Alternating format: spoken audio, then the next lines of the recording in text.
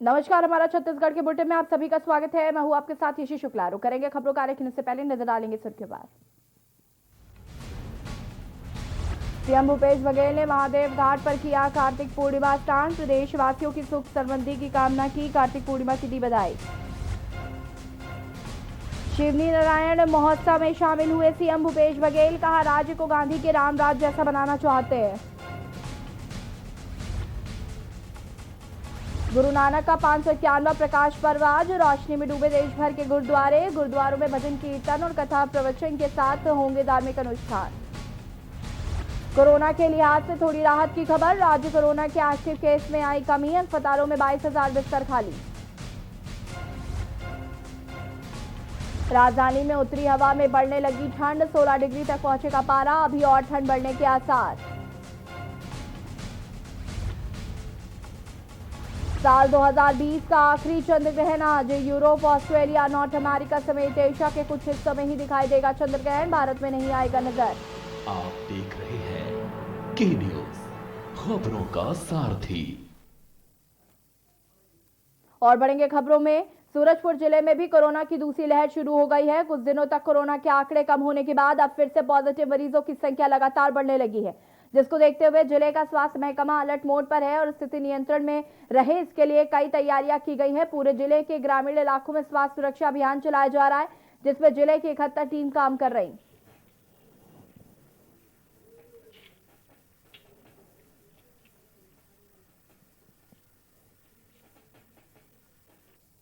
के लिए हम लोगों के द्वारा स्वास्थ्य सुरक्षा अभियान कार्यक्रम चलाया जा रहा है। इसमें ग्रामीण क्षेत्र में जो मितानिन है, आंगनबाड़ी कार्यकर्ता हैं, उनके माध्यम से पारे मोहल्ले में हर बुधवार और गुरुवार को जो लक्षण युक्त व्यक्ति हैं उनकी लाइन लिस्टिंग की जाती है।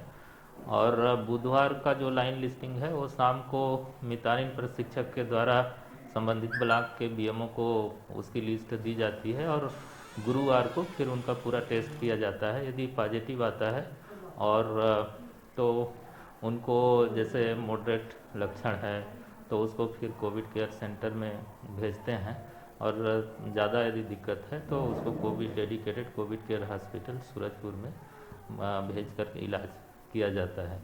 और जैसे गुरुवार को जो लाइन लिस्ट आती है लक्षण वाले व्यक्तियों का, उनका शुक्रवार और शनिवार को उनकी जांच की जाती है। यदि रैपिड एंटीजन टेस्ट में नेगेटिव आता है तो उन लोगों का आरटीपीसीआर और ट्रूनाट के माध्यम से दोबारा जांच होता है। और हमारे यहाँ कोविड केयर हॉस्पिटल अभी 540 बेड का तैयार है। साथ में ये जो डेडिकेटेड कोविड हॉस्पिटल है उसमें सेंट्रल ऑक्सीजन सप्लाई पूरे अस्पताल में है 80 बेड में। खबर रायपुर से है, जहां पर सरकार द्वारा लगातार किए जा रहे नियुक्ति पर कांग्रेस कार्यकर्ताओं के अंदर उठ रहे सवाल और पार्टी के भीतर अंदर ही अंदर निराशाजनक स्थिति बनी हुई है। मुख्यमंत्री भूपेश बघेल ने नियुक्त हुए गैर कांग्रेसियों को हटाने के मामले पर कहा कि ये प्रक्रियात्मक है, विभाग वाले करते रहते हैं। वहीं छत्तीसगढ़ कांग्रेस प्रभारी पीएल पूनिया ने कहा कि जिसने अच्छा काम किया है उनको मिलेगी, जो पात्रता रखते हैं और जिन पर सहमति बनी है उन सबको मौका मिलेगा। वहीं मंत्री ताम्रध्वज साहू ने कहा कि संगठन और विधायकों से नाम लिया गया, अगर कोई ऐसी बात होगी तो जानकारी देंगे। संगठन और विधायकों से नाम लिया गया है, अगर कोई ऐसी बात होगी कोई जानकारी देंगे कि कौन कांग्रेसी नहीं है तो उसका किसने उसका नाम दिया था मैं पूछ लूँगा कि गैर कांग्रेसी का नाम उसने क्यों। अब जो काम अच्छा किए हैं उन सबको तरजीह मिलेगी, तो पात्रता रखते हैं, काम सहमति जिसमें बनी है उन सबको दिया। बाबा के यहाँ कुछ क्यों खाना खाना को मना है? नहीं ऐसी बात तो, नहीं, कुछ चर्चा वो हमारे कुलीग हैं, पहले भी एक दूसरे के यहाँ भोजन के प्रक्रियात्मक सब काम है। अब इसमें विभाग वाले करते रहते हैं। सर 33 दिनों से विद्या विधान संगठन और विधायक। नगरीय प्रशासन एवं विकास और श्रम विभाग मंत्री डॉक्टर शिव कुमार डहरिया ने ग्राम नरदहा में जल संसाधन विभाग के अंतर्गत 1,43,75,000 रुपए की लागत से जलाशय जीर्णोद्धार और लाइनिंग कार्य का भूमि पूजन किया। इस दौरान जलाशय का अवलोकन करने गए मंत्री डॉक्टर डहरिया से आसपास के ग्रामीणों ने शिकायत की। हाउसिंग बोर्ड द्वारा नहर प्रवाह स्थल में दीवार खड़ी कर दी गई। ड्रेनेज का निर्माण भी व्यवस्थित रूप से नहीं किया गया है। मंत्री डॉक्टर डहरिया ने भी मौके का मुआयना किया। इस दौरान उन्होंने वास्तुस्थिति देखी और बोर्ड के अधिकारियों से तत्काल फोन पर चर्चा कर नाराजगी जताई। गांव के किसानों ने भी मंत्री से अनेक शिकायतें की है। मंत्री डॉक्टर डहरिया ने शीघ्र ही ग्रामीणों की शिकायतों को दूर करने की बात कही है।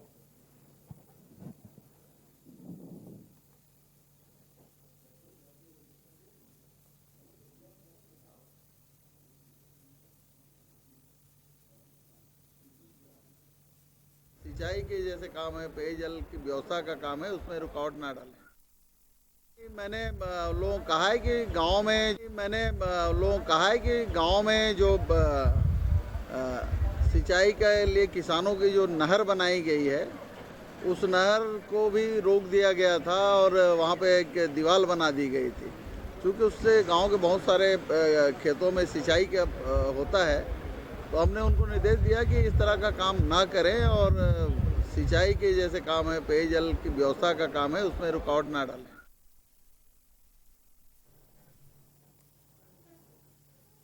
दंतेवाड़ा नक्सल प्रभावित क्षेत्र में जिला मुख्यालय में करोड़ों की लागत से बनाए जिला अस्पताल में जिला प्रशासन ने करोड़ों रुपए खर्च किए, परंतु जिला अस्पताल की लाचार व्यवस्था के कारण सुविधाओं के नाम पर कुछ नहीं है। नक्सल प्रभावित क्षेत्र दूरदराज के गांव वालों को मूलभूत सुविधा नहीं मिल पा रही है। पूरे सिटी स्कैन के लिए जिला अस्पताल 2 किलोमीटर दूर जाना पड़ रहा है।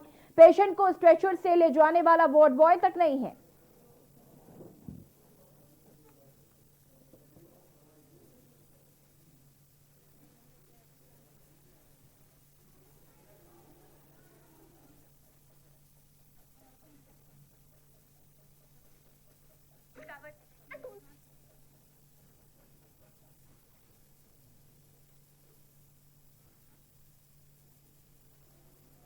जिला चिकित्सालय दंतेवाड़ा में डोबी का इसमें काम करता हूँ और यहाँ बेडशीट डेली धुलता है।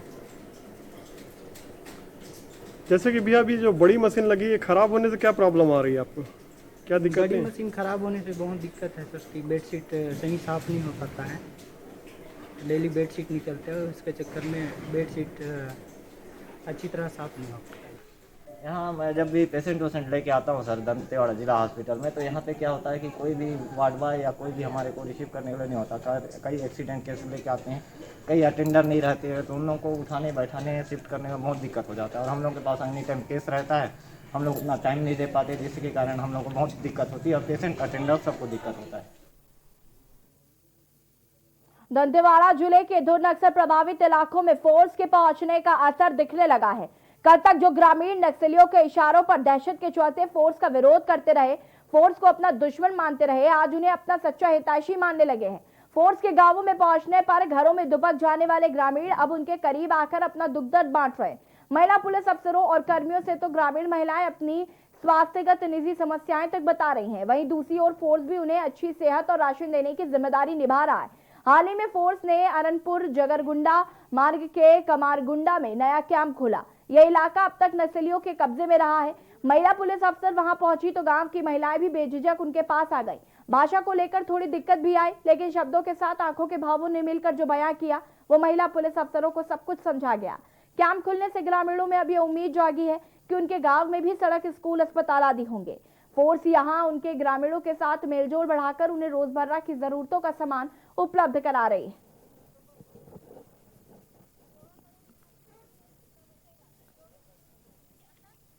हाल ही में कमारगुड़ा में अभी नवीन कैंप खुला है और वहाँ हमारे महिला डीआरजी की टीम भी साथ में रह रही है। कैंप खुलने के बाद आसपास के ग्रामीणों, खासकर महिलाओं के द्वारा जो है कैंप में अपनी समस्याएं बताने के लिए आते हैं और उनकी समस्याएं जो स्वाभाविक सी हैं कि आसपास वहाँ पे रास्ते नहीं बने हुए हैं, विद्यालय नहीं है, स्वास्थ्य केंद्र नहीं है, तो वे अपनी समस्याएं हमारे महिला डीआरजी के साथ, हमारे जवानों के साथ शेयर करते हैं। स्वास्थ्य समस्याओं में जैसे उनको उनके स्किन में इन्फेक्शन हो जाता है, उनकी समस्याएं उनको आती है। हफ्ते पूर्व कमारगुड़ा पंचायत में के आसपास पुलिस द्वारा जो है नवीन सीआरपीएफ का कैंप खोला गया है। कैंप खोलने के बाद से लगातार ग्रामीणों की पीडीएफ के लिए, बिजली के लिए और स्वास्थ्य केंद्र खोलने की डिमांड ग्रामीणों द्वारा की जा रही है। कलेक्टर सुकमा से बात करने के बाद डिसाइड हुआ है कि पीडीएफ जो है दंतेवाड़ा की तरफ से ही वहाँ खुलेगा और कमारगुड़ा और उसके आश्रित गांव कोंडा फावली में कमारगुड़ा में पीडीएफ खोलकर उनको सुविधा दी जाएगी। बालोद जिले में केंद्रीय विद्यालय खोलने को लेकर प्रशासन की अटकलें और बढ़ती नजर आ रही हैं। जिले के लिए 4 साल पहले स्वीकृत हुआ केंद्रीय विद्यालय अब तक फाइल में ही कैद पड़ा है।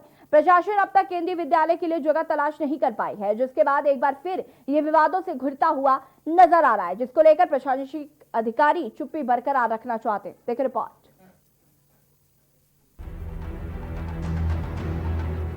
जिले के छात्रों की सुविधा के लिए खुलने वाला केंद्रीय विद्यालय अब भाजपा बनाम कांग्रेस की लड़ाई बन चुका है।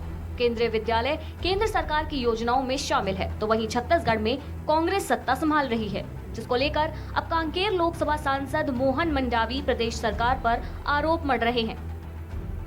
सांसद का कहना है कि उनका काम योजना लाना था। अब प्रशासन सर्व सुविधा युक्त स्थल का चयन कर केंद्रीय विद्यालय बनाए। सांसद ने कांग्रेस पर आरोप लगाते हुए कहा कि अब तक विद्यालय बनकर तैयार हो जाना था और छात्रों को सुविधा मिलनी भी शुरू हो जानी थी, लेकिन कांग्रेस वाले ही गुमराह कर रहे हैं। काम है योजना लाना, और यहाँ के जिला प्रशासन कहाँ बनाती है वो उनकी जिम्मेदारी है, मेरी जिम्मेदारी नहीं। जहाँ जगह अच्छा लगे और यातायात का सुविधा हो, हर प्रकार के सुविधा वहाँ हो, ऐसे जगह में विद्यालय बने। और यहाँ जिला प्रशासन का काम है कहाँ जगह है चयनित करके बनाना, और अब तक के शुरू हो जाना चाहिए था। हमारे लोगों को शिक्षा मिलता, जितना जल्दी बन जाए हम चाहते हैं, लेकिन इसको कांग्रेस वाले कुछ गुमराह कर रहे हैं लोगों को। नहीं है, अभी तो सर्वे ठीक से हुआ नहीं है। केंद्रीय विद्यालय आया है अभी, अब वो केंद्र का योजना है, उन लोग सर्वे करेंगे किस जगह में होना है। बालोद जिला में होना है, वहाँ पे उन लोग सुनिश्चित स्थान ऐसा देखेंगे वही होगा। इसमें हम सब की कोई हस्तक्षेप नहीं है। आपको बता दें कि जिले की लावा नगरी दल्ली राजहरा वासियों का कहना है कि केंद्रीय विद्यालय वहां खुलना चाहिए, तो वहीं जिले का आदिवासी बाहुल्य ब्लॉक डोंडी में विद्यालय खोलने को लेकर कई लोग आगे आ रहे हैं। अब देखना यह होगा कि प्रशासन विद्यालय के लिए जगह तलाशने में और कितना वक्त लगाती है। पूरे मामले में प्रदेश के कैबिनेट मंत्री अनिल भेड़िया का कहना है कि अभी केंद्रीय विद्यालय को लेकर सर्वे ही ठीक से नहीं हुआ है। जिला प्रशासन जो स्थल का चयन करेगी वही केंद्रीय विद्यालय बनेगा। उन्होंने राजनीतिक दृष्टिकोण से विवादों को खारिज किया है। बलोद से के न्यूज इंडिया के लिए शिव जायसवाल की रिपोर्ट।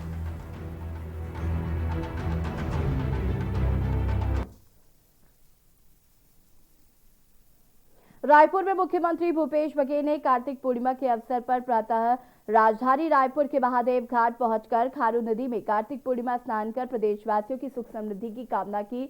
मुख्यमंत्री ने खारू नदी में कार्तिक स्नान करने के उपरांत राजीव नदी तट पर स्थित ऐतिहासिक खटकेश्वर महादेव मंदिर में महादेव का जलाभिषेक कर पूजा अर्चना की और प्रदेश के विकास के लिए प्रार्थना की। मुख्यमंत्री परंपरागत गंगा आरती कार्यक्रम में सम्मिलित हुए व दीपदान किया। उन्होंने कार्तिक पूर्णिमा की सभी को बधाई व शुभकामनाएं दी। इस अवसर पर संसदीय सचिव विकास उपाध्याय, राज्य गौ सेवा आयोग के अध्यक्ष महंत रामसुंदर दास, मुख्यमंत्री सलाहकार प्रदीप शर्मा, महापौर एजाज देवर, नगर निगम के सभापति प्रमोद दुबे सहित अन्य गणमान्य नागरिक और बड़ी संख्या में श्रद्धालुगण उपस्थित थे।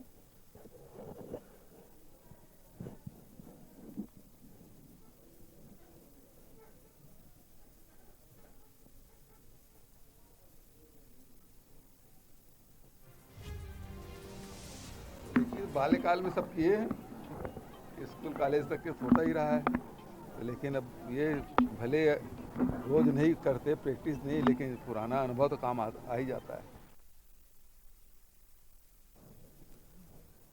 खबर जांजगीर चांपा से। सीएम भूपेश बघेल रविवार को जांजगीर चांपा जिले के प्रवास पर रहे। इस दौरान सीएम भूपेश बघेल ने मानस महोत्सव में रामचरितमानस का पाठ किया। छत्तीसगढ़ के मुख्यमंत्री भूपेश बघेल ने कहा कि उनकी सरकार राज्य में उस राम राज्य की स्थापना के लिए काम कर रही है जिसकी बात महात्मा गांधी किया करते थे। उन्होंने कहा, असली रामराज वह है जहां समानता, प्रेम और भाईचारा हो, किसी के भीतर किसी भी तरह का भय ना हो, जहां शेर और बकरी एक घाट पे पानी पी सके। रामचरितमानस पर आधारित यह समारोह शिवजी नारायण मठ की ओर से आयोजित किया गया था। मुख्यमंत्री ने कहा कि छत्तीसगढ़ में हमेशा करुणामय राम की पूजा करने की परंपरा रही। हम उन्हें साकार और निराकार दोनों रूपों में पूजते हैं। गोस्वामी तुलसीदास ने जहां उनके साकार स्वरूप को जन जन तक पहुंचाया, वहीं संत कबीर ने राम के निर्गुण रूप की उपासना की। छत्तीसगढ़ का रामनामी समुदाय अपने शरीर पर राम नाम का गोदना अंकित करके उनके निर्गुण रूप की ही आराधना करता है।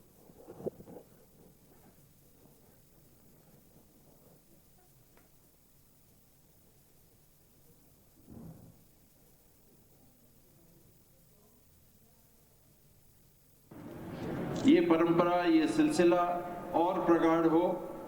और जैसा मैंने कम से कम अपने जीवन में सदैव माना है कि राम जी की गाथा हम सबके अंदर समाये राम स्वरूपी और रावण स्वरूपी गुणों को समझकर और राम जी की प्रेरणा से उन सद्गुणों को अपने जीवन में हम स्थान दें, जिनके आधार पे एक प्रेम भाव, स्वच्छ भाव, बेहतर मानव समाज, बेहतर परिवार, बेहतर छत्तीसगढ़ का हम निर्माण कर सकें। आज भाई भूपेश बघेल जी के सरकार बने तो छत्तीसगढ़ में सबसे ज्यादा विकास के काम होते और भगवान राम जी के नाम ला आगे बढ़ाए के जो काम करते भाई भूपेश बघेल जी निश्चित रूप से ऐसा काम कोनो नहीं करे। हमार कौशल्या माता के नगरी चंदखुरी ओकर विकास के काम और राम वनगमन पथ जे हमार मनेन्द्रगढ़ से लेके सुकमा के रामाराम तक एक वन गमन परिपथ जहाँ भगवान रामचंद्र जी के पर्यटन के रूप में विकसित करे के, वहाँ अच्छा सड़क बनाए के, अच्छा व्यवस्था करे के काम को करत है तो हमारे छत्तीसगढ़ के सरकार भाई भूपेश बघेल जी के नेतृत्व में करत है। एक प्रमाण ये है कि श्री राम वन गमन पथ के शिलान्यास और रायपुर में 1 नवंबर के करीन ये शिवनाल छत्तीसगढ़ ही नहीं, भारतवर्ष ही नहीं, विश्व के पर्यटन मंडल में अब पर्यटन दृष्टि से आगे बढ़ाना है, ये विचार करके यहाँ के विकास को परिकल्पना करे हैं। और का बनी भूमि पूजन रायपुर में करें, लेकिन आज स्वयं यहाँ आकर के बोला देखी का बनी, कैसे बनी शिवनारायण के विकास के लिए। तो छत्तीसगढ़ के संस्कृति और सनातन धर्म के उत्थान के लिए, उत्तरोत्तर विकास के लिए हमारे सम्मानित मुख्यमंत्री जी लगे हैं। हिंदू धर्म में कार्तिक मास की पूर्णिमा का विशेष महत्व है, जो गंगा स्नान के नाम से भी जाना जाता है। इस बार कार्तिक पूर्णिमा 30 नवंबर को है, यानी कि आज के दिन इस दिन दान और गंगा स्नान का खास महत्व माना गया है। सिख धर्म के संस्थापक गुरु नानक देव की 591वीं जयंती मनाई जा रही है।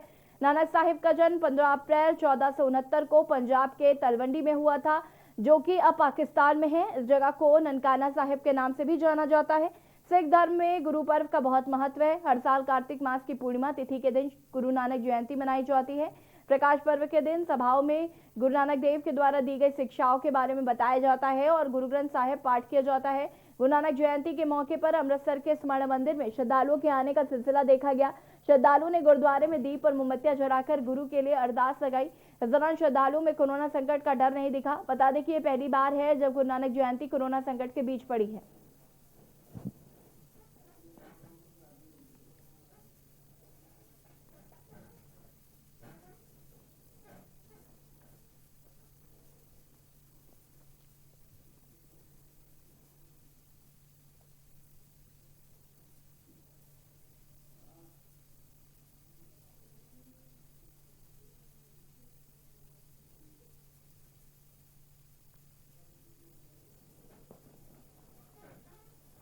कोरबा के पौरी उपरोड़ा जनपद पंचायत में लगातार भ्रष्टाचार देखने को मिल रहा है। भ्रष्टाचार रुकने का नाम नहीं ले रहा है।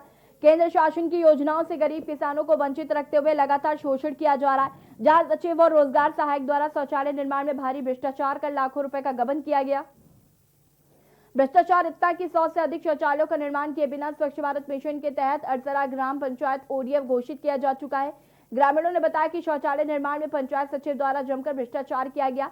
शौचालय का निर्माण न होने से ग्रामीण आज भी स्वच्छता कार्यक्रम से जुड़ नहीं सके हैं। गांव में बनाए गए शौचालय बद से बदतर दशा में पहुंच चुके हैं। वहीं ग्रामीणों ने सचिव के खिलाफ कार्रवाई की मांग की है।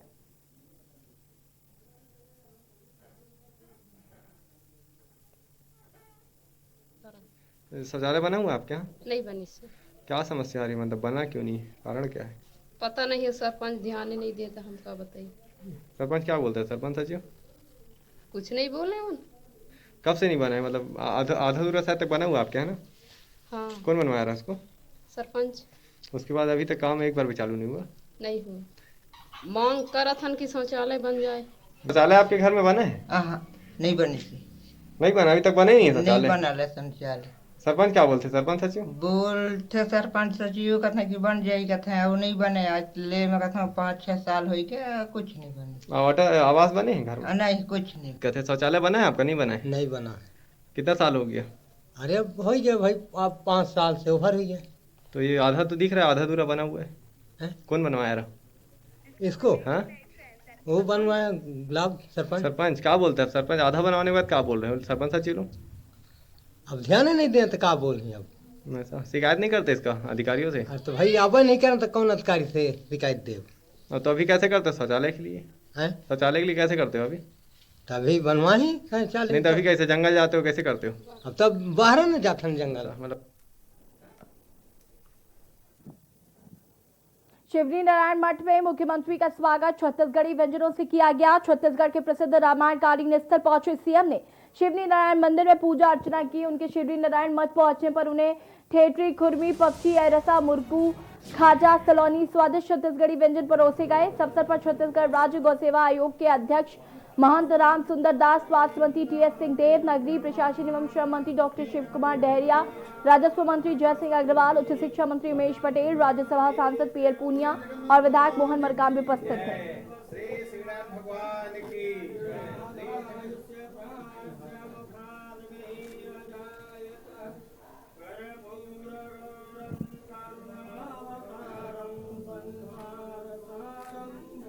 पहली बात तो ये है कि सीआरपीएफ के जो जवान शहीद हुए हैं और जो प्रेशर बम ब्लास्ट हुआ उसमें एक जवान शहीद हुआ और 9 जवान घायल हुए हैं। इस घटना से हमारे जवानों के मनोबल में कोई विपरीत प्रभाव नहीं पड़ेगा, बल्कि ये नक्सलियों के घबराहट और उसके कायरता की निशानी है। और बल्कि अब जवान उनके कैंपों में घुसकर जो ध्वस्त कर रहे हैं आगे भी करेंगे और इससे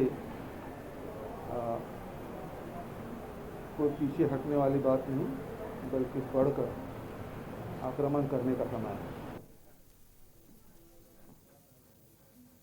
छत्तीसगढ़ के बुलेटिन में फिलहाल इतना ही। देखते रहिए न्यूज़ इंडिया। नमस्कार।